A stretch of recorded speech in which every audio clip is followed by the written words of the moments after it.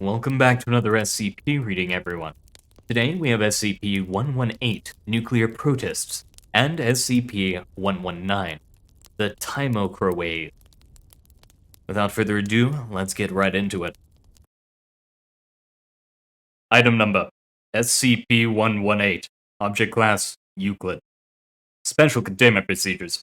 Due to the number and distribution of SCP-118, containment of every specimen is impossible. Known SCP-118 red zones are to be closed off to all civilian marine vessels and divers under the guise of military presence or other plausible cover story.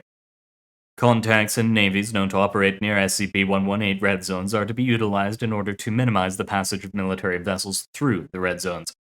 If any area within the red zone has a depth of less than 1,500 meters, the restriction is to be applied to aircraft as well. All human activity in surrounding yellow zones is to be monitored, and any non-military vessels or individuals approaching the red zone are to be turned away. In the red and yellow zones, a protocol Toxic Harvest is to be followed to ensure the removal of devices generated by SCP-118. Furthermore, Protocol Cell Watch is to be followed to ensure the early detection of any emerging red zones. Samples of SCP-118 can be stored using standard containment procedures for non-virulent anomalous microbes. Description: SCP-118 is a species of ocean-dwelling protista that is capable of assembling functional self-initiating nuclear devices from materials present in ocean water. While SCP-118 is unknown and hence has not been classified by the scientific community, specimens resemble protists of the phylum Euglenophyta, but have significantly increased levels of movement speed, nutrient storage capability, and resistance to alpha radiation. Specimens of SCP-118 have been found in all the world's oceans and seas. When in a survivable saltwater environment, specimens of SCP-118 will seek out materials including but not limited to iron, silver, carbon, copper, TNT, and uranium isotopes. When SCP-118 has located a material of interest, the material is absorbed by the cell using a method dependent on the size of material. Single atoms and molecules, mostly substances that are dissolved in the water, are passed through the cellular membrane through specialized protein pumps. Larger particles, smaller than the cell itself, are ingested through phagocytosis. Larger pieces have particles torn off through an unknown mechanism, which are then absorbed using the first two methods. This mining occurs even in solid and hard substances such as metal ingots. Upon reaching a threshold of absorbed materials, specimens of SCP-118 will move towards an assembly area on the bottom of the body of the water they are present in, and will contribute to the assembly of a nuclear device. The nuclear devices assembled are gun-type fission devices using uranium-235 as their fissile material. Observation of devices in the process of being assembled show that the process starts with the assembly of a metallic round cylindrical casing for the device, followed by the creation of two subcritical masses of uranium and the conventional explosives to propel them into each other.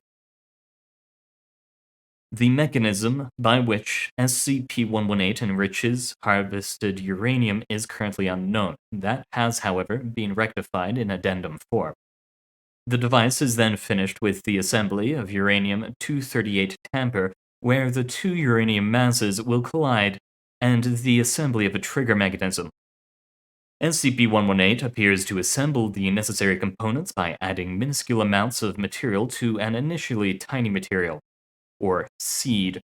Differing atoms and molecules can be added to the same component, and assembly components are not necessarily homogeneous. It is currently unknown whether SCP-118 builds on the seed atom by atom, or by adding very small sub-micrometer fragments. The mechanism by which SCP-118 attaches new material to the seed seamlessly is unknown. The assembly time depends on the size of the device being assembled, water conditions, and mineral availability, but observations suggest that 300 days for a medium-sized device can be considered average. Once a nuclear device is finished, SCP-118 will detonate the device by completing a circuit in the trigger mechanism. Around 90% of the nuclear explosions recorded as a result of SCP-118 have had yields in the 20 to 35 kiloton range, although yields as low as 4 kilotons and up to a few hundred kilotons have been reported. Aside from cases involving human interference, failure to detonate has never been observed, and all nuclear devices recorded have either detonated on their own accord or were removed from the water prior to completion. Devices constructed by SCP-118 appear to be larger than man-made devices of similar design and yield, presumably due to the neutron moderating effect of the water that separates the uranium masses throughout much of the device's construction. A given assembly area typically has between 1 and 3 devices in the process of assembly at any given time, although as many as 6 at a time have been observed. In zones where multiple devices are being simultaneously assembled, the devices are separated by enough distance to prevent the detonation of one from destroying or setting off the others. While the Foundation is unable to prevent civilians and other organizations from obtaining samples of SCP-118, its superficial similarity to existing species, few numbers, relative to all oceanic Protista, lack of anomalous behavior outside of materials-rich bodies of water, and the Foundation's standard monitoring of scientific studies at risk of uncovering information about anomalous biological species ensures that the chance of SCP-118's true nature being determined through cell samples is minimal. There are currently 6 different active SCP-118 assembly areas known to the Foundation. While the natural disappearance of the assembly area has been observed, the current consensus among researchers assigned to SCP-118 is that elimination of assembly areas without massively noticeable effects is currently unfeasible. See Experiment Log 118-Gamma for details. Thus, containment is to be established at SCP-118's assembly area, to be designated red zones and surrounding yellow zones. Furthermore, areas with elevated concentrations of SCP-118, zones of interest, are to be monitored for signs of assembly areas. The following is a list of containment zones. Level 4 clearance is required. SCP-118 containment zones. Red zones. RZ-1, location Mid-Atlantic. Zone Commander, Captain Romanov. Note: the USS Data redacted. incident occurred a redacted number of kilometers outside this red zone. RZ-2, location North Pacific. Zone Commander, Captain Chambers. RZ-4, South Pacific. Zone Commander, Captain Knapp. RZ-5, the Indian Ocean. Zone Commander, Captain Wayne. Note: proximity to shipping lanes reduces tolerance for nuclear explosions. RZ-6, location North Atlantic. Zone Commander, Captain Fazil. Note: proximity to USSOSUS hydrophones reduces tolerance for nuclear explosions. RZ-7, location redacted. Zone Commander redacted. Note: the red zone lies within a city's limits. This, combined with the shallow average depth of the red zone, the heavy shipping traffic in the area, and the ongoing tensions between two groups, a nuclear power, and the presence of Foundation personnel and facilities in the city, makes a nuclear detonation in this red zone unacceptable. In addition, heavy ship traffic through the area and heavy air traffic above the city make restricting access for any long period of time impractical. Zones of interest. ZOI-1. SCP-118 levels increasing around 5% per year. Zone of interest area growing approximately 3% per year. ZOI-3. ZOI covers approximately 20 oil wells. SCP-118 levels and ZOI size currently stable. Former zones. FZ-RZ-3. Formerly RZ-3. Last device assembled in 1992. SCP-118 levels dropped to below oceanic values in the 2000s. FZ-ZOI-2. Formerly ZOI-2. SCP-118 levels dropped to average oceanic values in 1986. Addendum 118-1. Following the U.S. Data redacted. Incident.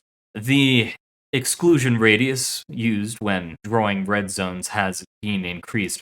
Containment Protocol Toxic Harvest has been updated. Addendum 118-2. With the signing of the Partial Test Ban Treaty and growing number and capability of nuclear detonation detection methods in use, the consequences of nuclear detonations caused by SCP-118 have increased. Containment protocols have been revised in light of these facts. Addendum 118-3. Due to the significant cost of containing SCP-118 red zones, the O5 Council has requested trials on possible methods to eliminate SCP-118 assembly areas. Experiment Log 118-Gamma. Level 4 clearance is required. Red Zone Eradication Trials. Summary. Introduction. Researchers with access to the file on SCP-118 are allowed to submit proposals to eradicate an SCP-118 assembly area with acceptable levels of collateral damage. The ones approved by Toxic Harvest Command and the O5 Council will be carried out. Trials are to be performed in a redacted red zone. Proposal. Sterilization of unfinished nuclear device in immediate surroundings using a UV light emitter. Approval. Approved. Result. Area around unfinished warhead initially free of microorganisms. However, SCP-118 concentration returned to normal levels within an hour. Non-sustained sterilization of sites seems ineffectual. Any method we come up with will have to keep the red zone, or at least the sea floor of it, free of SCP-118 for an extended period of time. Dr. Brandt. Proposal. Sodium hydrochlorate pumped to ocean floor. Approval denied. Result not applicable. The chemicals will disperse too much to be effective. The amount sufficient to reduce SCP-118's numbers will cause a massive ecological damage. Dr. Klaus. Proposal. Depth charge bombardment of ocean floor to break up under-assembly devices. Approval denied. Result not applicable. Aside from the fact that this would break our naval budget, the chances of triggering the conventional explosive in the devices and causing a fissile is too high. It would also make our activities even more detectable with hydrophones. Dr. Klaus. Proposal. Sweeping of ocean using a Cobalt-60 powered directional gamma ray emitter. Approval. Approved. Result. While procedure resulted in the sterilization of swept area, procedure was far too slow to sterilize entire red zone before specimens return. Keeping entire red zone sterile would require impractical numbers of emitters and vessels. While it is a shame the device cannot get rid of the red zones for us, I think it can be used to our device recovery teams. The gamma rays can sterilize the devices we recover to prevent undesired detonations during the recovery of almost complete devices. The gamma rays can also penetrate into areas where our current chemical and UV sterilization methods can't reach. Captain Thompson, RZ-3 Zone Commander. Proposal. A plastic membrane to block access to ocean floor at red zone. Approval. Proof of concept on one under-assembly warhead approved. Result. First attempt was unable to acquire a watertight seal around warhead. Membrane in second attempt was too fragile for ocean conditions and was torn off its moors. Third membrane, manufactured using a thicker and sturdier design, had hundreds of micro tears ripped in it within hours, possibly due to SCP-118's mining action. Not surprising, considering that SCP-118 has been known to wipe through the casings of old artillery shells to harvest the explosives within. We had hoped that cutting off the assembly area would work better than cutting off the raw materials. Dr. Klaus. Proposal. Compounded. Data redacted. Pumped to ocean floor. Note, this was proposed by a redacted doctor, former researcher for SCP-118, currently working at Bioresearch Site redacted, Chemical Research Division. Tests confirm that composition is lethal to SCP-118. Remains concentrated at bottom of water, and degrades into relatively harmless chemicals in water over a period of 15 hours. Approval. Approved. Results. Over 1 week, SCP-118 concentrations on ocean floor fell to 3% of previous levels. However, 100 days after the start of the experiment, an under-assembly nuclear device was detected 60 kilometers north of the red zone. Measurements in the area indicate vastly elevated levels of SCP-118, and the area around discovery was reclassified as a red zone. Furthermore, the unexpected breakdown of the compound by certain species of oceanic bacteria resulted in toxic byproducts that caused a noticeable die-off in fish in the treated zone. Upon stoppage of experiment, red zone was observed to gradually migrate back to former location.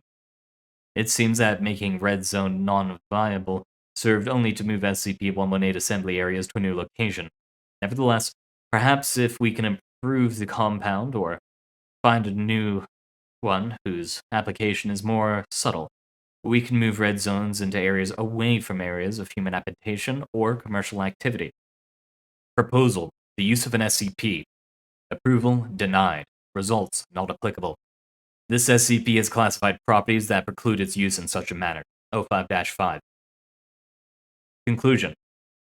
Due to increased media attention to areas around a red zone, due to the aftermath of the application of the compound and the lack of proposals without high risk of substantial collateral damage, testing in this red zone has been suspended.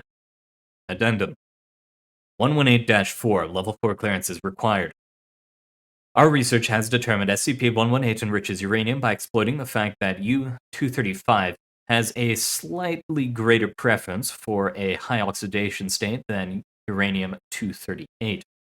SCP-118 specimens, which have harvested large amounts of uranium and are near assembly areas, appear to develop specialized organelles resembling a series of thousands of vacuole-like chambers with mitochondria-like organelles within them, responsible for catalyzing reduction and oxidation reactions. In a given chamber, uranium is repeatedly reduced and oxidized. Compounds with uranium in higher oxidation states are transferred up the chain of chambers, while compounds with lower oxidation states are transferred down the chain. This results in a small amount of highly enriched uranium at the very end of the chain. Researchers and engineers at a research sector have managed to create a prototype uranium enrichment device based on the principles employed by SCP-118. While the prototype was unable to produce weapons-grade uranium without using unreasonable amounts of time, it was successful in producing reactor-grade uranium, albeit at significantly greater cost than conventional methods. Despite its current limitations, the idea shows promise, and I have forwarded our findings to the relevant front companies. Doctor. Data redacted. On to the next SCP.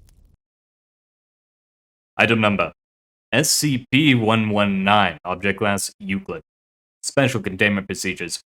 SCP-119 is to remain open and unplugged at all times except during testing. The door to the room in which SCP-119 resides is to be locked for all periods except during experimentation, with the entry codes given only to authorized research and security personnel. An industrial-grade disinfectant will be available nearby at all times, and the inside of SCP-119 is to be heavily disinfected before any testing.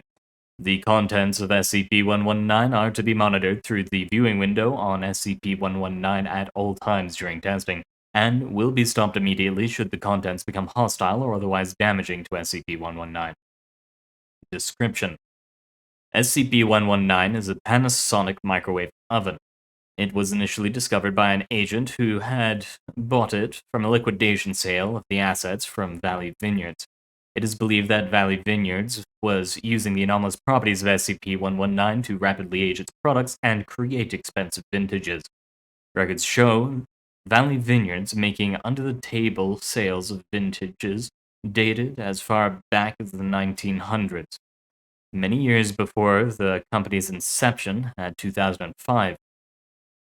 These sales are what led to many lawsuits accusing the company of falsifying product information and other forms of fraud, which eventually caused Valley Vineyards to declare bankruptcy.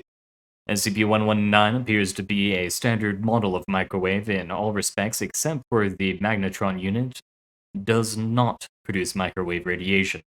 Instead, the magnetron emits a previously unknown type of radiation that accelerates time. The amount of time accelerated is based off of the time input given at the start, and the power level setting. The time input allows for 3 digits, and there are 5 power level settings. On power level 1, the number of seconds equals the number of seconds experienced within the microwave. Therefore, an input of 30 seconds would cause the microwave to run for 30 seconds, at the end of which the object will have aged 30 seconds. Each subsequent power level past 1 causes an exponential increase of the accelerated time. At power level 2, with an input of 30 seconds, the microwave will run for 30 seconds, and the contents will have aged for 900 seconds, or 15 minutes, or 30 times 30 seconds. At power level 5, with an input of 999 seconds, the microwave will run for 999 seconds, and the contents will have aged for a number of seconds roughly equal to 31 million years. Experimentation with other buttons on the microwave have not resulted in any anomalous properties, although they do still function as would be expected from a normal microwave. The minute plus button, for example, adds 60 seconds, and the defrost function prompts the user to open the door and flip the contents periodically. Pressing the minute plus button during operation, however, does not recalculate the adjusted time acceleration, merely causing the contents to age at the pre-calculated rate for another 60 seconds. For example, power level 2 for 30 seconds would age for 900 seconds, 15 minutes. Input of minute plus would result in the microwave running for 90 seconds and aging the contents 2,700 seconds, or 45 minutes, or 3 times 30 times 30. Instead of aging the contents for 8,100 seconds, 135 minutes, or 90 times 90. SCP-119 can be dismantled, and replacement parts can be substituted for every component except the magnetron. When placing the magnetron in any other microwave, including duplicates of the exact model, the magnetron continues to exhibit time acceleration. However, replicating the effects of anything above power level 2 have failed in every model except the original microwave in which the magnetron was found. Although SCP-115, like all standard microwave models, will normally only function when the door is closed, during deconstruction, it was determined that disabling the closing mechanism allows the device to work while open. Subsequent testing determined that the radiation emitted from SCP-119 has a fallout pattern very similar to the microwave radiation it replaced. However, further experiments operating SCP-119 while open now require the approval of Clearance Level 4 personnel. Addendum.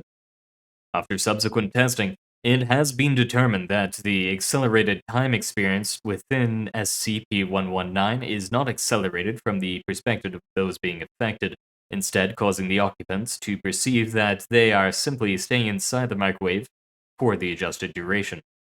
Should living creatures be exposed to SCP-119 for extended durations, they could die quickly of starvation, as they will require as much sleep and food as they would outside SCP-119.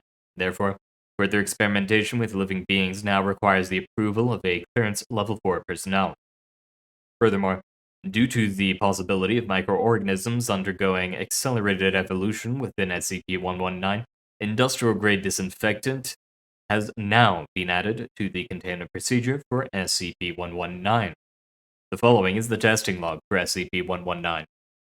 Testing log for SCP-119. Log to be in the following format: contents, time input, power level, test results. Contents: cup of lukewarm coffee, time input 60 seconds, power level 1. Test results: agent attempted to read his coffee. Microwave activated and ran for 1 minute. Coffee was still cool upon removal. Contents: cup of lukewarm coffee. Time input 60 seconds. Power level 4. Test results: agent increased power level, assuming the first setting was too weak. Microwave activated and ran for 1 minute. Upon opening the door, agent discovered his coffee had grown a thick layer of mold and scum, consistent with the amount that would be expected from leaving a cup of coffee out for 5 months. At this point, the agent brought the microwave to the attention of the Foundation. Contents: Stopwatch. Time: 30 seconds. Power level: 1, 2, 3, 4, and 5. Test results: Series of tests conducted to determine effects of various power levels on time fluctuation. Resulting time on stopwatch was 30 seconds, 15 minutes, 7 hours and 30 seconds, and a maxed out timer. There were no results for the last test as the battery had died. Subsequent testing using a more powerful stopwatch with a larger display resulted in 9 days, 9 hours, and 281 days and 6 hours for the last two settings. Contents: Radus norvenschicus, the common lab rat. Time: 60 seconds, power level 4. Test results: Testing had expected the subject to age 5 months. Upon starting the timer, subject became a blur, barely visible in its rapid movement around the container. At 3 seconds, subject seesaw movement. At 5 seconds, subject began rotting rapidly. Testing was halted at 10 seconds, and SCP-119 is cleaned of excrement and remains of subject. Cause of death was determined to be dehydration. Contents: Rattus norvenschicus, the common lab rat. A small cage with lining, external automatic food and water dispenser filled with 5 months of food and water, attached to tubes routed through air vent. Time input: 60 seconds. Power level: 4. Test results: Upon starting the timer, subject became a blur, rapidly moving through its cage. Both the food and water supplies drained from their containers rapidly. At 60 seconds, subject was found to be dirty due to its uncleaned cage, but otherwise fine. The SCP was clean. Examination revealed subject to be in poor health due to its living conditions in the unclean cage, but with no abnormalities. Contents: 1 liter of water in a shallow glass bowl. Temperature in room containing SCP-119 lowered to 1 degree Celsius. Time input: 600. Power level: 5. Test results: Time inside SCP-119 intended to be approximately 24.7 years, with an initial input of 60 seconds. Test intended to determine the difference of atmosphere and heat transfer between the inside and outside of SCP-119, as demonstrated by the evaporation of water at near freezing temperatures. The research assistant entering the time added an extra 0, which would bring the total time up to 2,465,753 years, or over 4,000 years a second. Upon pressing start, an immense amount of air began to cycle through the vent. The assistant immediately recognized his mistake and opened the door to stop the timer, at which point a wave of bluish spores emitted from SCP-119 and into the assistant. The assistant began to choke and quickly asphyxiated. Subsequent testing on atmospheric conditions revealed low oxygen and high carbon dioxide levels, as well as elevated levels of sulfur. The spores were found to be an unknown xerophilic species of mold. Within SCP-119 was a dense ecosystem of molds and tardigrades, water bears, along with numerous other unknown specimens, some of which do not neatly fit within existing categories. The entire ecosystem has created a balanced atmosphere, and seems to have stemmed from the original contents of the water, air, and the assistant. In light of this test, containment procedures have been updated to include industrial disinfectant. Contents: none. Doors removed from microwave for duration of this experiment. SCP-119 placed in the middle of a large Faraday cage room with freshly painted floor, using paint that changes color as it dries. Time input: 30. Power level: 3. Test results: SCP-119 remotely activated and all testing observed remotely. Resultant paint pattern demonstrated the fall-off of radiation from the microwave. The paint closest to the front of the door demonstrating 8 hours of drying. and the furthest section of the floor behind the microwave demonstrated closer to 2 hours of drying. Contents: none. Doors removed from the microwave for duration of this experiment. SCP-119 is placed in the middle of a Faraday cage room with dried paint. Lightweight floating debris and dust is released into the room through a heat vent. Time input: 30. Power level: 3. Test results: SCP-119 is remotely activated and all testing observed remotely. A pattern of complex air currents, reflecting the pattern left by the paint, emerges as individual particles float between stronger and weaker radiation. The radiation did not actually apply any force to the particles, but rather affected their momentum in relation to each other, eventually evolving into a detectable air current pattern. Contents: SCP-442. Time input: 90. Power level: 5. Test results: SCP-442 continued to keep the correct time during the entire duration, showing 1 minute and 30 seconds of time passing over the course of the experiment. Contents: SCP-289. Time input: 90. Power level: 5. Test results: none. Permission to carry out experiment denied. Not funny! Do we really need to explain why that is a bad idea? You know exactly what that would do. Unidentified 05. Contents: bottle of Michelin 12-year Scotch. Time input: 60. Power level: 5. Test results: during previous tests, researchers had been joking that they should nuke themselves a drink, and one researcher retrieved a bottle of Macallan from his quarters. The 12-year vintage is relatively inexpensive to obtain, but the 25 and 30-year vintages are considered to be some of the best of all Scotch commercially available. Upon completion of test, bottle was effectively a 37-year vintage. Intention of test had been to consume during subsequent tests, but at this point the intent had been heard by a superior, who allowed the researchers to keep the bottle as long as they waited until off-duty to consume it.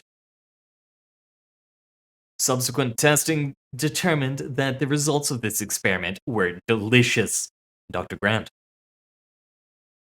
It would seem Dr. Grant is a rather poor whiskey connoisseur, as whiskey does not age outside of the barrel. Your delicious experiment resulted in a 37-year-old bottle of 12-year aged Scotch. Well done, Dr. Darrell. I stand by my initial assessment. Delicious, Dr. Grant. And that is the end of our SCP reading. Thank you very much for coming, everyone, and I hope to see you all in the future.